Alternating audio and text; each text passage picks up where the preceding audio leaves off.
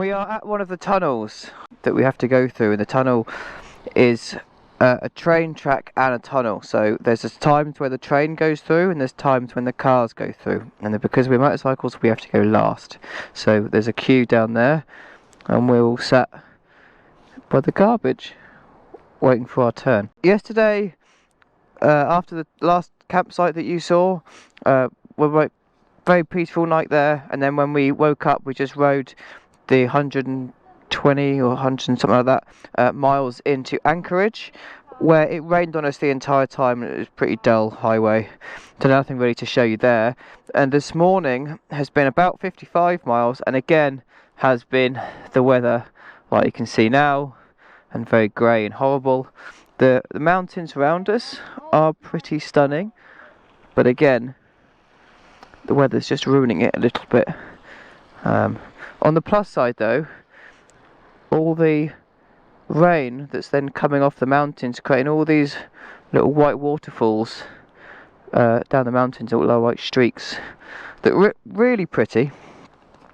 And last night we absolutely scored a stroke of luck. So we're in McDonald's and looking for on Wi-Fi, looking for places to stay, and Adam has this book in his Goldwing called the Goldwing book, and it has all these people that might be able to offer some help. He called them up to ask to do a oil change at the guy's house, and then ended up that we could stay there. So we rode from the McDonald's 4 miles to this house called Jeff, and I think I'll go. But there he gave us a place to stay, we did some laundry, and then we cooked us a dinner, and then cooked us an evening breakfast this morning. It was absolutely incredible, very nice hospitality. So yeah, that was Jeff and Kathy. So yeah, it was absolutely amazing and just what we needed after last night. So last night was a stroke of luck, back in the rain today, but it's nowhere near as bad as it was yesterday. Yesterday we were literally like drowned rats.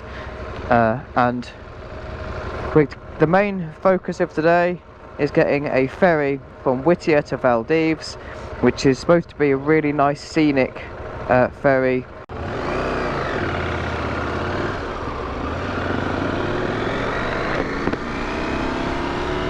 And we'll see what this is all about. So we've got to ride between the train tracks, not stop.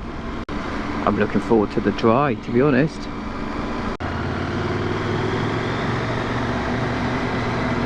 I can't see because of the... Well, how cool is this? This is very cool.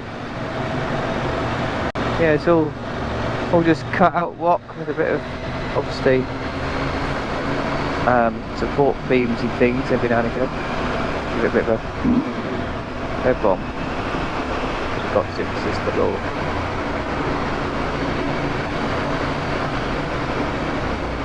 God, this tunnel's long as well.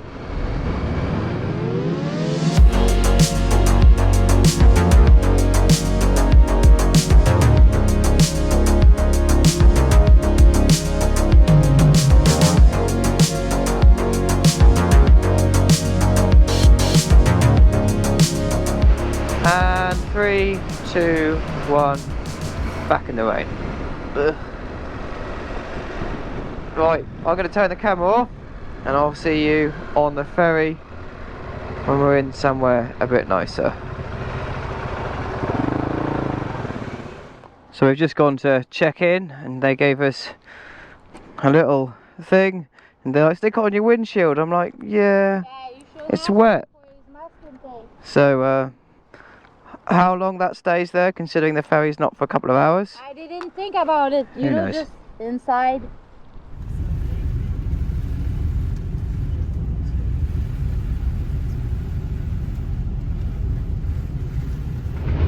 So we come on the ferry to hopefully see some beautiful views. And these are our beautiful views. No, not doing that. I'll get it from this angle instead, underneath the shelter. But yeah, there are beautiful views. So I hope you're enjoying them as much as we are. Hopefully the weather clears up. The only benefit is this does save us about 500 kilometers of riding in the rain. message for editing me. That was 500 miles. So remember that when you do the edit.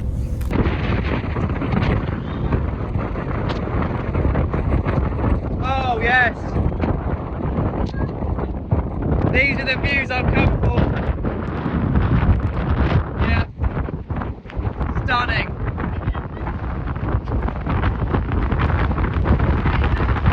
Well, after 4 hours, get to see a bit of land. Does look pretty good, but not. We're a bit gutted that it's not sunny, if I'm honest. We really are. Look at these beautiful mountains behind me. It's just lovely. Some of the mountains that we might have seen from the ferry, but we didn't. And so we've turned up to a campsite that's absolutely soaking wet. The pitch was a puddle, so we've decided to camp in the pavilion. So whether we're allowed to or not, don't know, but it's still pissing it down with rain, and this is us for the night. So see you in the morning. Good night.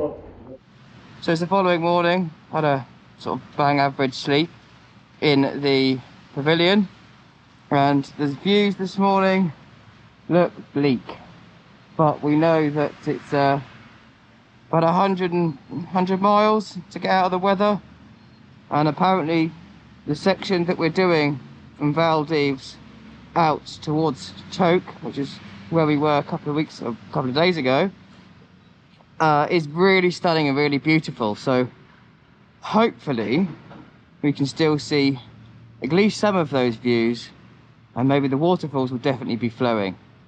Fingers crossed that it's still pretty, because there's 10 days of rain, so there's no chance of sitting it out, and we've got a ferry booked further on, which we also have to make, unfortunately. So we can't wait for better weather. We just got to ride it.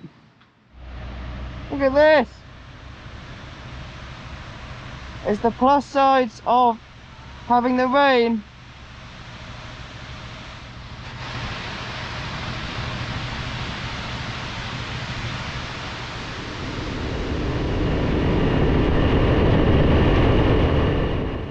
So there was 2 bikes, then there was 4 bikes, and now there's 5 bikes. As I mentioned yesterday, if I haven't, Adam has headed off, didn't get the ferry with us, and has gone off towards Homer. And now we've met up with Sven and Ellen that we met at the Horizons Unlimited event, and we're going to ride with them down Canada a bit and get the ferry from Haynes to Skagway with them. We may or may not lose Rosa tonight, because she might push on and make a bit more of a journey home. She's got an awful long way back to Quebec to do, so it's up to her, but then she may well stay with us tonight and be very nice, and we'll all chat and have a good evening together. So I thought I'd mention that this morning, once we left the campsite in our little pavilion for the evening, it was very cold and wet, but we did see the fishery, which had thousands of salmon in there, and about 1 million seagulls, all like picking on the dead ones. So they basically swim up that river to a point, and they go there to die and spawn. So there was a mixture of loads of salmon and dead salmon. And then there was a gorgeous waterfall, which was very nice. It was really cascading down the rocks around the corner and come bellowing down under the road. And then we saw the glacier, which is the next sort of big thing. There's some really nice, pretty mountain views once the weather cleared up a bit, but the glacier was really nice to see. So that's my 3rd glacier I've seen in my travels. And yeah, and then it's dried up, and so all the kit was dry, which is brilliant. And we're really hoping for a warm, dry night tonight. And it's gone from 11 degrees to 26 degrees, so what a difference a few 100 miles makes, eh? Lovely. So the next stop will be the border back into Canada. 1, 2, 3. Oh. Hello everybody. Nice. You know how to swim. We're back in Canada. Next stop's the campsite, and that is the Alaska trip done. So we've got Knobwash, Sven, Rosalie, and Ellen. Have you found a campsite? Well, possible. Alright. How far's that? 40 days. Okay. Oh yeah, K's. Motorcycle settings. Already changing between. Oh yeah, I've got to change the time as well. The time is now 6. All these border crossings are complicated. You change time zone, you change. Yeah, fuels. I want kilometers per litre. And I want distance. And I want kilometers. Done. Right, ready.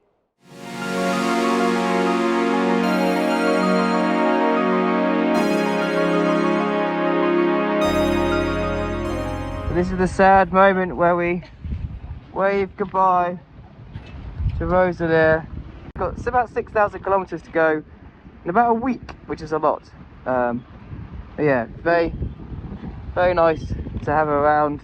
Really enjoyed her company, and I wish her best of luck on getting home. Yeah, 42. Bye.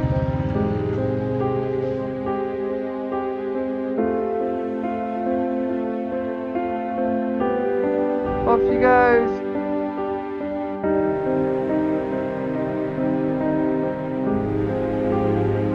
It's so sad when you meet people and then you ride off into the distance.